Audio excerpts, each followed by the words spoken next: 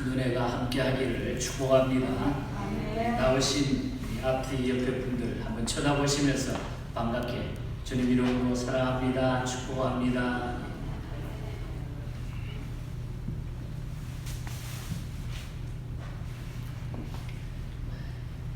우리 6월달을 우리 회복의 달로 정하고 모든 것에서 정상적으로 회복되기를 다시 한번 축복합니다. 이 팬데믹 기간 동안에 여러 가지 많은 일들이 일어나는 가운데 요즘 이 리더십을 가진 이 전문가들, 국가의 지도자나 또 종교 지도자나 모두가 염려하면서 걱정하는 것 중에 중요한 부분 하나가 이 팬데믹 기간 동안에 많은 사람들이 너무 힘들고 어려우니까 삶을 포기하는 현상이 급증하고 있다 하는 이런 일들이 통계적으로 나타납니다. 그래서 너무 견디기 힘드니까 자살하는 일들이 많이 생기고 삶을 포기하는 이런 일들이 많이 생긴다고 합니다. 1996년 중국 선교를 하면서 그 당시는 지금처럼 좋은 시절이 아니었기 때문에 중국 북경으로 비행기를 타고 들어가서 중국 온 지역을 기차를 타고 움직여서 선교를 하는 그때입니다. 1996년 북경에서 우리 선교팀들이 한 이민백 같은 큰 가방을 거의 한 16개를 가지고 기차에 탔습니다. 기차가 막 떠나는데 타고 올라가고 길림성 유화라고 하는 것으로 올라가는데 북경에서 길림성 유화까지 거리는 기차로 한 16시간을 가야 됩니다. 밤을 새서 가는데 참 여러 가지 많은 경험을 했습니다. 그때 이제 잠이 들려고 하는데 기차 안에서 어떤 젊은 두 사람이 저쪽에서 걸어오더니 우리 바로 앞에 옆에 젊은 두 사람이 어느 사람 곁에 가더니 사람들이 전부 잠이 들고 이렇게 그냥 밤이 늦으니까 이렇게 있다가 그 사람 옆에 이렇게 기대어 있다가 잠든 사람 품에서 뭔가를 빼내가지고 자기 주머니로 집어넣고 하는 거예요. 또 한 사람은 옆에 가서 가만히 기대어 있다가 또 품 속에 무엇을 쑥 빼어놔가지고 또 자기 주머니에 집어넣고 그리고 다음 칸으로 가버립니다. 그래서 처음에 저는 그 모습을 보고 아마 가까운 친구나 친척인 줄 이렇게 생각을 했습니다. 근데 나중에 알고 보니까 그들은 다 소매치기였습니다. 기차에 다니면서 그런 나쁜 짓을 했던 소매치기였습니다. 예수님께서 도적이 오는 것은 도적질하고 죽이고 멸망시키는 것 뿐이라 그런 말씀을 복음서에 주셨습니다. 마귀는 오늘 우리에게 다가와가지고 믿음과 은혜와 축복을 도적질해가고 우리의 마음에 있는 기쁨과 평강을 도적질해가고 가장 좋은 것들을 도적질해가는 것이 바로 마귀가 하는 일입니다. 또한 마귀는 잠든 삼손에게 능력을 도적질해가고 잠든 다윗에게 기쁨을 도적질해갔습니다. 그러므로 우리는 이 어려운 때에 마귀로 틈타지 못하게 해야 된다고 하는 겁니다. 우리가 어려운 이 시절에 영적인 잠에서 빨리 깨어나야 된다는 거예요. 그래야 우리의 모든 것들이 회복이 된다는 것입니다. 얼마 전에 보니까 유명한 배우 가운데 세계에서 유명한 배우인데 자살해서 죽었어요. 돈도 많고 가진 것도 많은데 여러분 우리가 이 어려운 때에 혹 그런 나쁜 잡된 생각이 든다고 하면은 우리가 예수 이름으로 그것을 대적하고 예수의 피를 주장하시기를 바랍니다. 영적인 잠이 들면은 우리가 시험에 빠질 뿐만 아니라 나와 관계된 여러 사람들이 불행을 겪게 될 수 있게 된다는 거예요. 그래서 우리가 모두 깨어야 된다는 거예요. 그래서 우리가 지금까지 혹 나태했던 잘못되었던 점이 있으면은 우리가 모두 회복하고 깨어날 수 있기를 주님 이름으로 축복합니다. 두 종류의 사람이 있습니다. 집도 있고 돈도 있고 이곳저곳 생활하기에 불편함이 없는 회원권도 있고 동창도 있고 좋은 차도 있는데, 그런데 늘 마음이 허전하고 공허하고 텅 빈 사람들이 있습니다. 바로 이런 사람들은 빈둥지 증후군에 시달리는 사람들입니다. 있는데 없는 사람, 가는데 빈손인, 모든 것을 다 가졌는데 빈손인 사람들이 바로 외롭고 쓸쓸한 사람들이라는 거예요. 반면에 그런가 하면은 사는 지역도 신통치 않고 가진 것도 변변치 않고 주변도 자랑할 것이 없는 사람이 있습니다. 그런데 늘 미소 짓고 노래하고 흥얼거리고 인생이 행복하다고 하면서 감사하는 사람이 있습니다. 누가 더 행복한 사람입니까? 그리고 왜 이 사람은 가진 것도 없으면서 누릴 것도 없으면서 행복할 수 있을까요? 그것은 바로 눈에 보이지 않는 것, 손으로 잡히지 않는 것을 소유하고 있기 때문인 것입니다. 그것이 바로 믿음이라고 하는 것입니다. 다시 말하면 예수님을 모셨기 때문인 것입니다. 오늘 시편 이 57편은 다윗이 읊은 시 중에 하나입니다. 제가 1년 전 그 다음 부분에 한번 설교했던 그런 본문이 생각이 납니다. 오늘은 다른 방향으로 이 설교를 제가 하게 될 것입니다. 목동 다윗이 하나님의 부름을 받은 것은 BC 1025년경입니다. 그 15년 뒤인 1010년에 이스라엘 왕이 되어가지고 BC 971년까지 40년간 이스라엘 나라를 통치했습니다. 다윗도 사람이었던 탓으로 허물도 있었고 잘못도 많이 있었습니다. 그러나 다윗이 철저하게 지켰던 한 가지는 하나님 중심의 신앙이었다. 다시 말하면 신본주의자였고 신본주의 정치를 했던 사람이라고 하는 것입니다. 인본주의는 사람이 모든 일의 근본이 된다는 것이고, 신본주의는 하나님이 모든 것의 근원이 된다고 하는 주의입니다.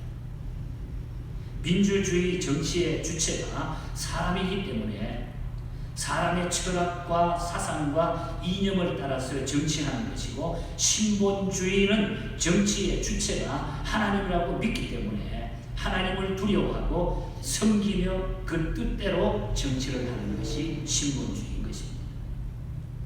인간이 만든 정치 형태는 여러 가지가 있죠. 이 세상에 독재 정치도 있고 전제 정치도 있고 폭력 정치, 억압 정치, 통제 정치, 공신 정치 등등 많은 정치 스타일이 있습니다. 그러나 우리가 잘 아는 대로 제일 좋은 것은 민주정치라고 이렇게 말합니다. 민주정치는 개인의 인권과 자유를 보장하고 백성이 편히 일하며 살 수 있도록 해주는 정치이기 때문에 사람이 만든 정치 형태 가운데는 가장 좋은 것이라고 우리는 믿고 있습니다. 그러나 문제는 민주정치를 이끌어가는 주체들이 누구냐에 따라 가지고 시도 때도 없이 변하기 때문에 변질될 가능성이 많다는 약점도 가지고 있다. 누가 정치를 하느냐, 누가 리더십을 갖느냐에 따라 가지고 민주정치지만 그것도 자꾸 거기에 따라서 변한다는 그런 얘기입니다. 민주정치보다 더 좋은 정치가 없을까? 어떤 사람은 공산주의 정치라고 말합니다. 또 독재 정치를 한다고 믿는 사람도 있습니다. 그러나 이 지상의 정치 형태들, 다시 말하면 사람이 주체가 되는 정치 형태는 다 불완전한 취약점을 모두가 가지고 있어요. 그렇다면 가장 이상적인 정치는 없겠습니까? 그것이 바로 신본주의, 신주 정치라는 것입니다. 하나님이 나라의 주인이시며 권력의 수반이시며 왕이라고 하는 것을 믿는 사람은 왕이 됐든 대통령이 됐든 부통령이 됐든 총리가 됐든 장관이 됐든 대신이 됐든 못된 짓을 할 수가 없고 권력을 제 멋대로 사용할 수가 없다는 것입니다. 다윗은 그 진리를 아는 왕이었다는 거죠. 그래서 그는 하나님을 나의 왕입니다, 하나님을 나의 주라 이렇게 노래하고 있는 거예요. 자기가 왕인데도 불구하고 하나님은 나의 왕, 하나님은 나의 주다. 다윗의 일생을 살펴보면 그리 순탄한 생애가 아니었습니다. 왕이 되기 전에 10년 동안 다윗이 왕되는 것을 두려워한 사울 왕이 쫓아다니면서 다윗을 죽이기 위해서 통치는 제쳐놓고 다윗을 계속해서 죽여내서 다녔어요. 10년을 그 세월을 보냅니다. 왕이 된 이후에는 대내외적으로 정적들로부터 숱한 도전을 받게 되죠. 그뿐입니까? 노년에는 자기의 친아들 압살롬이 아버지 왕을 몰아내고 왕이 되겠다고 하면서 구테타를 일으키고 아버지를 죽이기 위해서 뒤를 쫓았습니다. 그러나 다윗은 그 위기에서도 쫓기는 망명 생활에서도 오직 하나님을 향한 신앙을 버리지 않았다. 하나님을 향한 신앙을 버리지 않았다. 시편 57편은 다윗이 사울 왕의 추격을 피해서 아둘람 굴에 있는 굴에 피신해서 있을 때에 그때에 지은 시가 바로 시편 57편입니다.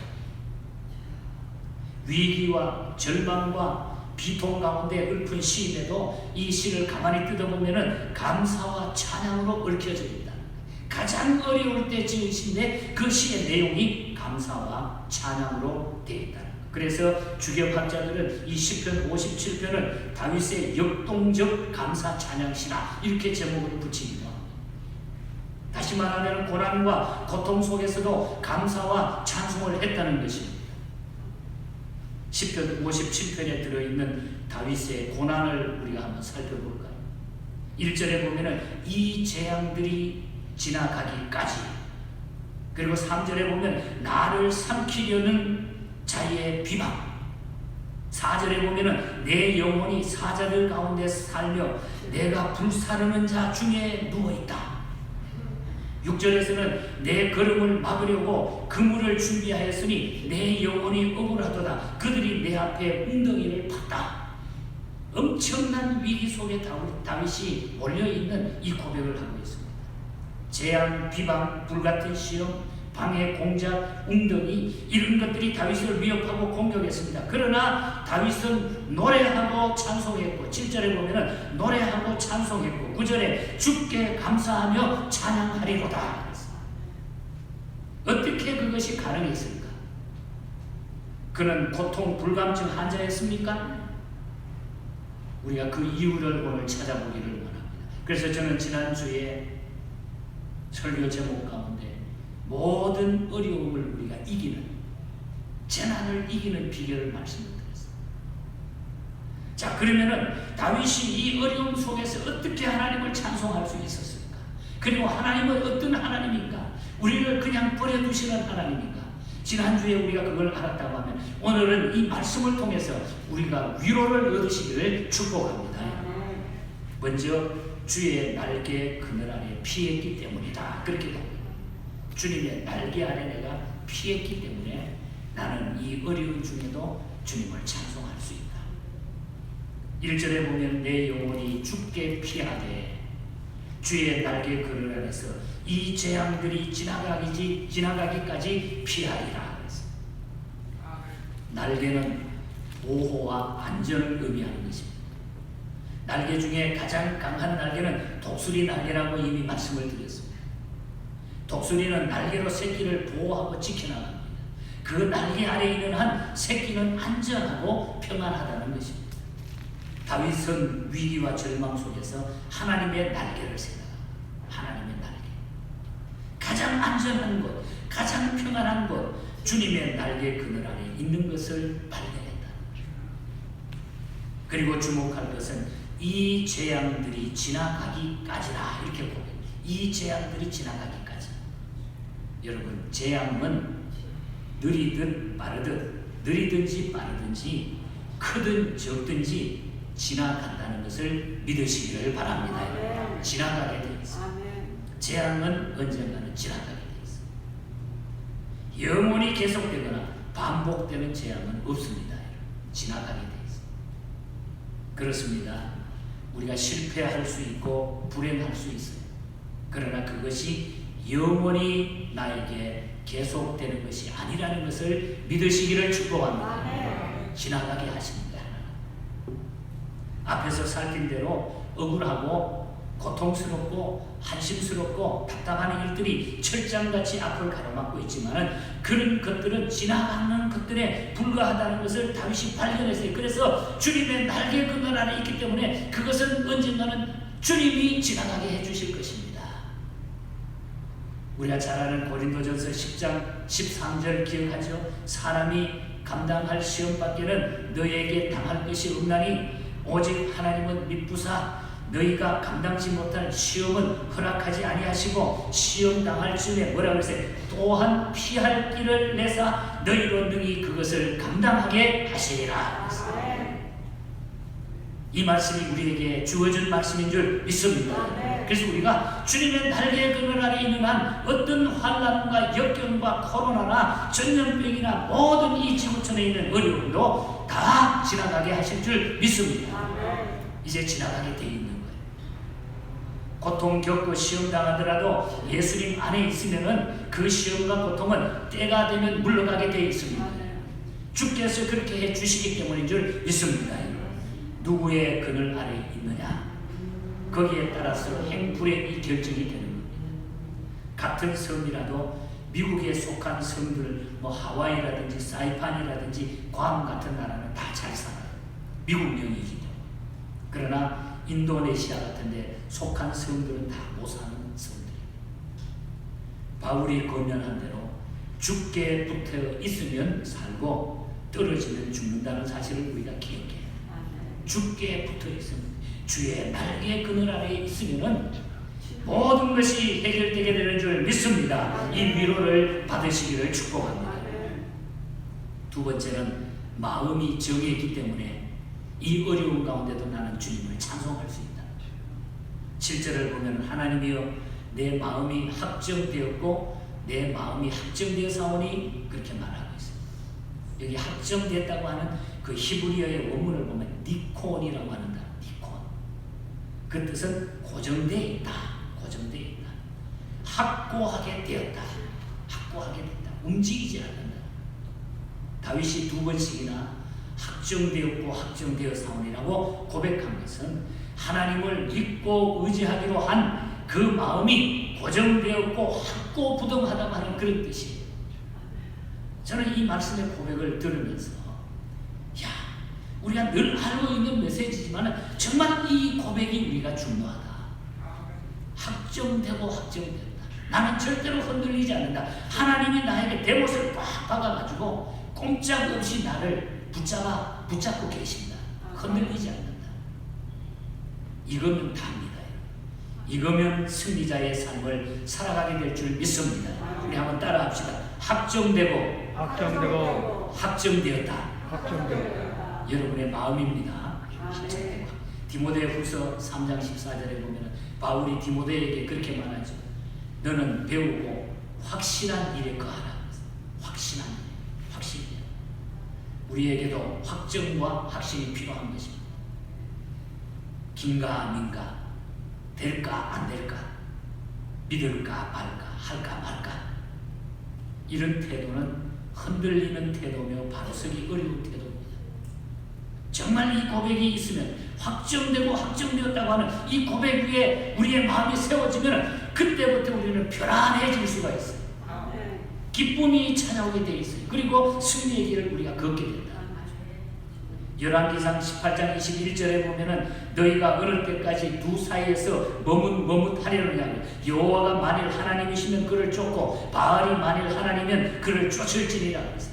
머뭇하지 말고 결단하라는 거예요. 여호수아 24장 15절에 보면 너희 섬길 자를 오늘 택하라 그랬어요. 나와 내 집은 여호와를 섬기겠노라 그랬어요. 다시 말씀드리지만 신앙은 그래서 결단입니다. 결단. 신앙은 결단입니다. 확정하고 확신하고 결정하고 결단해야 된다. 그렇지 않으면 늘 우리를 흔들릴 수밖에 없는, 적당하게 살아야 됩니다. 어떤 암도 조기 발견만 하면은 요즘은 고칠 수 있다고 그럽니다. 그러나 때가 늦으면 치료가 어렵다고 합니다. 지금 우리는 확정해야 돼. 하나님 앞에 우리의 병든 영적인 병든 우리의 마음을 확정해야 돼. 그걸 털어내야 돼. 하나님 앞에 고백해야 돼. 내가 잘못됐습니다. 내게 이렇게 영적인 병이 있습니다. 결단해야 돼. 더 늦으면 안 됩니다. 결단할 때 하나님은 우리에게 놀라운 은혜를 주시고 복을 더해 주실 줄 믿습니다. 마음을 정했다. 내 마음이 확정됐다. 이것은 여러분 승리의 길을 걷는 겁니다. 이런 믿음으로 이 마지막 시대에 좀 멋진 그리스도인다운 이런 삶을 사시기를 축복합니다. 마지막으로 세 번째는 감사하고 찬양했기 때문에 나는 하나님 앞에 날마다 감사하고 찬양할 수 있다. 평소에 나는 감사하고 찬양했기 때문에 7절을 보면 내가 노래하고 찬송하리라 그렇게 말씀했죠. 또 8절에서는 내 영광아 깰지어다 비파야 수금아 깰지어다 내가 새벽을 깨우리로다. 9절에서는 주께 감사하며 나라 중에서 주를 찬송하리다. 열방 중에서 주를 찬송하리다.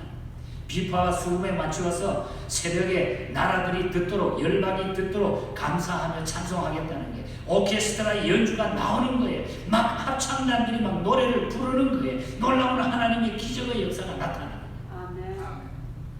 그의 음악을 공부하면서 연구하다가 이 부분을 이래서 하나님 찬양이 중요한 거다. 우리가 하나님 찬양이 중요한 거다. 여러분 우리가 하나님 앞에 감사할 수 있으면은 찬양할 수 있으면 그 앞에 어떤 것도 우리가 무너뜨릴 수 있다. 다윗이 처한 상황은 사실 따지고 보면 비파 타고 수금 타며 노래 부르고 있을 때가 아닙니다. 지금 언제 잡힐지 모르는 지금 굴에 와서 숨어 있습니다. 언제 죽을지도 모르는 위기와 절망에 빠져 있습니다. 그런데 그는 그곳에서 감사를 찾았다.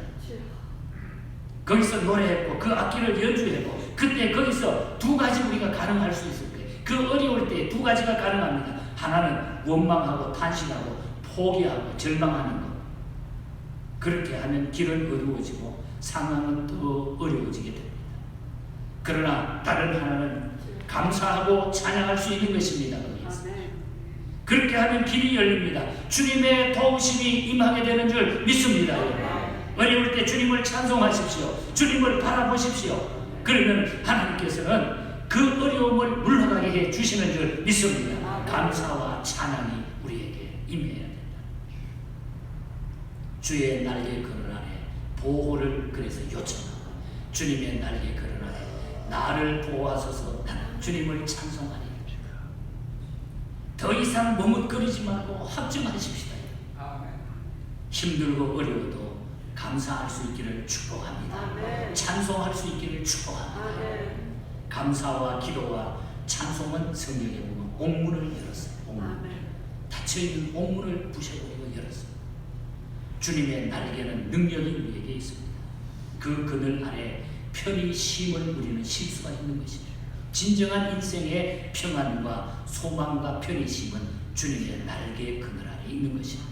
다윗은 그것을 이미 알았기 때문에 하나님을 나의 왕, 나의 주라고 고백하며 찬송하고 있는 것입니다. 그 날개 아래서 우리가 행복을 찾을 수 있기 바랍니다. 주님의 능력은 큽니다. 주님의 보혈의 능력은 매우 귀중한 능력이에요. 그리고 그 날개 아래 우리는 행복을 느낄 수 있고 그 날개 아래서 위로를 얻으면서 살아갑니다.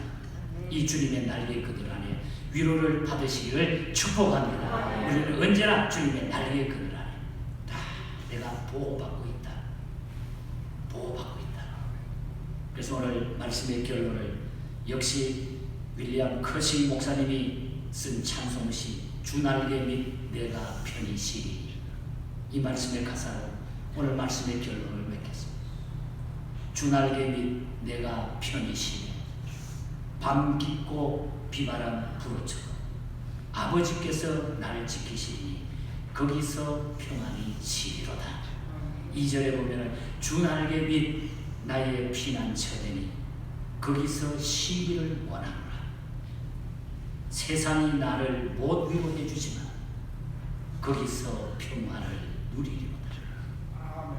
3절은 더 좋아요. 주 날개 위 참된 기쁨이 있네.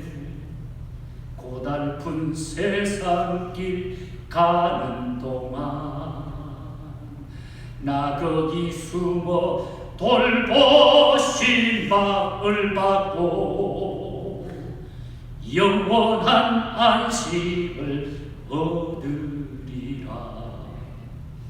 주 날개 위 즐거워라. 그 사랑 끊을 자니요.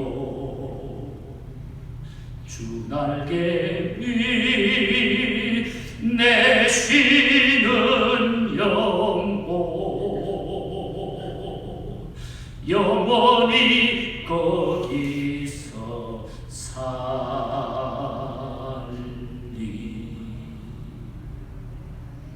하나님 아버지 감사합니다. 주님의 날개 그늘 안에 우리를 보호해 주시는 줄 믿습니다. 우리는 거기서 영원히 사는 자들인 줄 확신합니다. 주님, 날개 밑에 참된 기쁨이 있고 고달픈 세상 갈지라도 돌보심은 주님의 날개 그늘 아래 있는 줄 믿습니다. 그것이 영원한 안식인 줄 믿습니다. 이제 이 어려운 시대에 낙심하지 말고 주님의 날개 그늘 아래 보호받으며 영원히 우리 주님과 쉬며 살아가는 저희들이 되게 하여 주시옵소서. 우리의 이 소망으로 남은 우리의 생애를 지키시고 축복하여 주시고 우리의 지저분하고 잘못된 모든 것들이 회복되게 하여 주시옵소서. 결단되게 하여 주시옵소서. 거룩하신 예수님 이름으로 기도하옵나이다.